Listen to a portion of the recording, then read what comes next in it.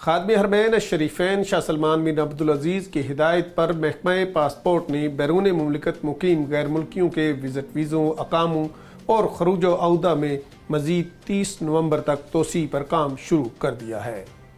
سرکاری خبر رساں ایجنسی ایس پی اے کے مطابق محکمہ پاسپورٹ 30 نومبر 2021 تک ویزوں اور اقاموں میں توسیع کسی فیس یا مقابل مالی کے بغیر خود کار نظام کے تحت کر رہا ہے۔ وزیر خزانہ نے کورونا وبا سے مقامی شہریوں اور غیر ملکیوں کی سلامتی کو یقینی بنانے کی قومی پالیسی کے تحت اقاموں اور ویزوں میں توسیع کے احکامات جاری کیے ہیں۔ سعودی حکومت کی پالیسی یہ ہے کہ مقامی شہریوں اور مقیم غیر ملکیوں کو وبا سے جنم لینے والے مالیاتی اور اقتصادی مسائل سے ممکنہ حد تک بچایا جائے۔ اسی پالیسی کے تحت اقاموں اور ویزوں میں توسیع کی جا رہی ہے۔ توسیع محکمہ پاسپورٹ کے دفتر سے رجوع کیے بغیر خودکار نظام کے تحت ہو رہی ہے۔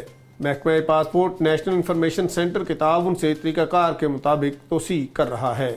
یہ توسیع ان ملکوں کے شہریوں کے لیے کی جا رہی ہے جو اپنے ملکوں میں موجود ہیں اور کورونا پابندیوں کے باعث سعودی عرب واپس نہیں آ سکتے۔ اس خبر اور دیگر خبروں کی تفصیل جاننے کے لیے وزٹ کیجیے ہماری ویب سائٹ urdunews.com۔